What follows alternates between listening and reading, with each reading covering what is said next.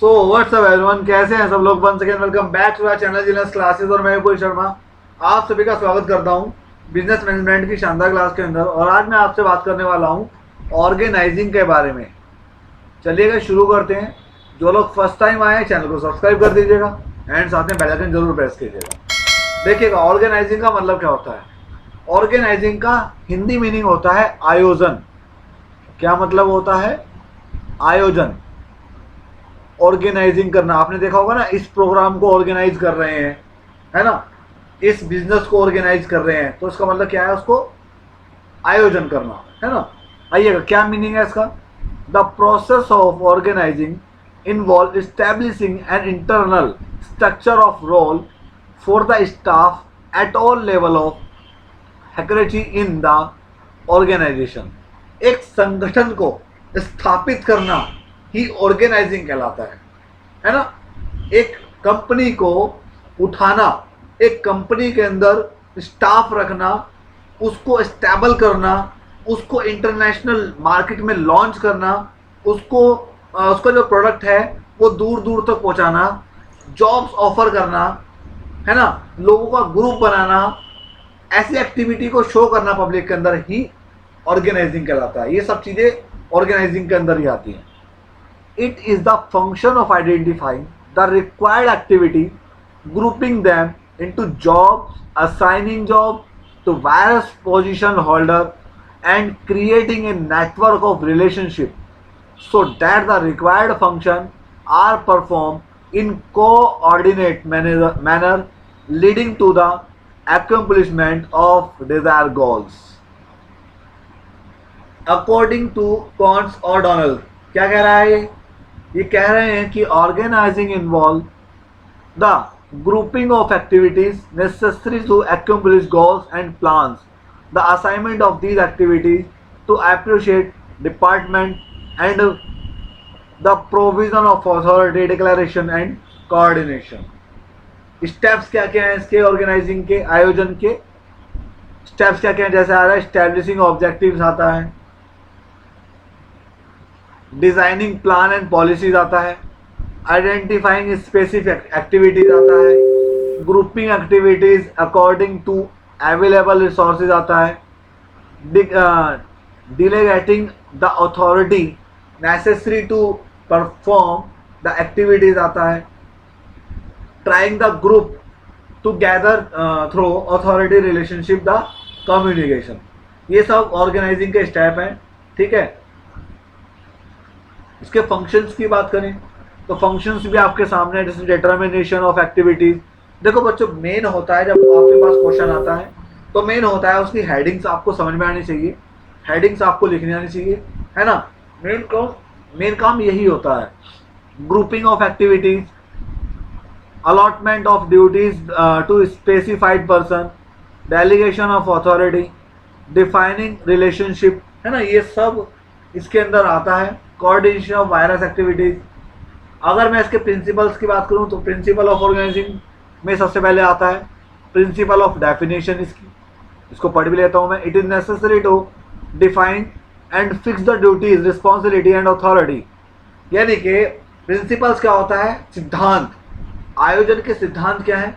इसकी जिम्मेदारी, एक जिम्मेदारी भी क्या आता है? इसका सिद्धांत है। अथॉरिटी सिद्धांत है ना।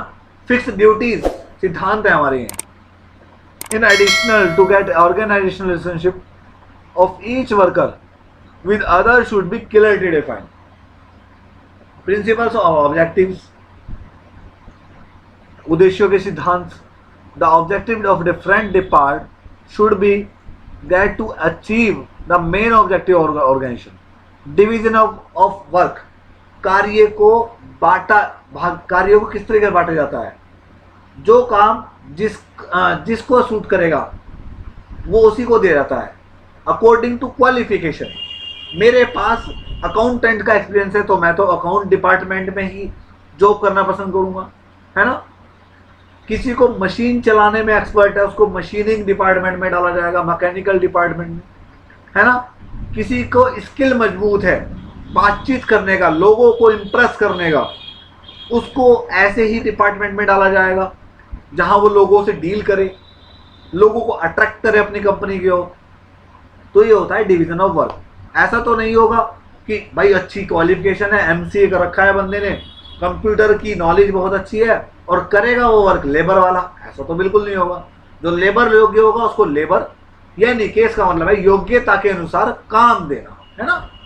Principles of continuity, it is essential that there should be a operation of objective readjustment of plans and provisions of opportunities for the department of future management. This process is taken over by every organization periodically. ये सब आता है भाई principle of span control, principle of expansion, principles of flexibility, principles of unity of direction, principle of balance, the scalar principle, ये सब आता है किसके अंदर, है ना। Principle of efficiency, declaration of authority, ये सब भाई। अब ऐसा नहीं कि आपको पेपर के अंदर सारे ही लिखने हैं, नहीं, फंक्शंस 15 दे रखे हैं, आप 10 याद करो और 8 लिख के आओ, 8 फंक्शन बहुत होते हैं लिखने। क्लासिफिकेशन ऑफ ऑर्गेनाइजेशन, यानी कि कितने भागों में बांटा गया है इसको, तो भाई ये जरूर याद रखना, फॉर्मल ऑर्गेनाइजेशन और इनफॉर्मल ऑर्गेनाइजेशन। और बच्चों मैं आपको एक चीज़ और बता दूं साथ साथ में, कई बार ऐसा होता है जो चीज़ मैं आपको पढ़ा रहा हूँ, कई बार शॉर्ट क्वेश्चन में आपको दिया, जैसे मान लीजिए व्हाट इज द फॉर्मल का ऑर्गेनाइजेशन क्या होता है, ये क्वेश्चन आ गया और 4 मार्क्स में आता है, इंपॉर्टेंट क्वेश्चन है। इनफॉर्मल के बारे में आ गया 4 मार्क्स में, शॉर्ट में आ गया, नहीं आया लॉन्ग में, है ना। तो in an organisational structure which clearly define the duties, responsibility, authority, मैंने अभी बताया ऊपर, जो इंसान अपनी जिम्मेदारी को, अपनी ड्यूटीज को, अपनी अथॉरिटी को, अपनी रिलेशनशिप को प्रॉपर तरीके से मैनेजमेंट के साथ निभाएगा कंपनी के अंदर, तो वो फॉर्मल ऑर्गेनाइजेशन के अंदर आता है ना। It represent the classification of activities within the enterprise, indicates who report to whom the explain the vertical flow of communication. एक फॉर्मल वे में बात करना, कम्युनिकेशन स्किल मजबूत होना, तो वो फॉर्मल ऑर्गेनाइजेशन के अंदर होता है। इनफॉर्मल क्या होता है भाई, इनफॉर्मल होता है in an organisational structure which establish the relationship on the basis of the like and dislike of offers without considering the rule, regulations and procedures. यानी कि प्रोसेसर ही नहीं पता, रिलेशनशिप के बारे में ही नहीं पता, है ना। लोग डिसलाइक कर रहे हैं, लाइक भी बहुत कम कर रहे हैं, देखिए बिना रूल्स के कोई काम करना, तो ये इनफॉर्मल में आ जाता है। The friendship, mutual understanding, the confidence and same of the resource accepting informal relation. देखा होगा ना बिजनेस के अंदर, कंपनीज के अंदर लोग एक रिलेशन बना करके वर्क करते हैं, ठीक है ना। इसका डिफरेंस आप पढ़ सकते हैं, आपके सामने है, इसका स्क्रीनशॉट लेना, इंपॉर्टेंट है वाला पार्ट, इसका स्क्रीनशॉट लेना, बहुत अच्छा है, कई बार एग्जाम में आया हुआ है ऑलरेडी। आई होप स्क्रीनशॉट आपने ले लिया होगा। बीच में जो भी आपको पार्ट अच्छा लगे, जो समझना है कई बार, तो उसका आप स्क्रीनशॉट ले लिया करें और समझे उसको बैठ कर, ठीक है। आई होप आपको क्लास अच्छी लगी होगी, और अच्छी लगी है तो भाई लाइक जरूर करना, शेयर जरूर करना और कमेंट जरूर करना, बताओ कैसी लगी। कुछ पूछना है मुझसे, कुछ भी बात करनी है रिगार्डिंग ओनली स्टडी, तो आप मुझे टेलीग्राम पे ज्वाइन कर सकते हैं, मेरा ग्रुप ज्वाइन कर सकते हैं, मेरा चैनल सब्सक्राइब कर सकते हैं, है ना, टेलीग्राम का। और साथ ही जिसका लिंक डिस्क्रिप्शन में दिया गया है, और साथ ही आपने अगर मेरे चैनल को सब्सक्राइब नहीं किया तो प्लीज़ सब्सक्राइब जरूर कर दीजिए। थैंक यू सो मच बच्चों, take care, have a nice day.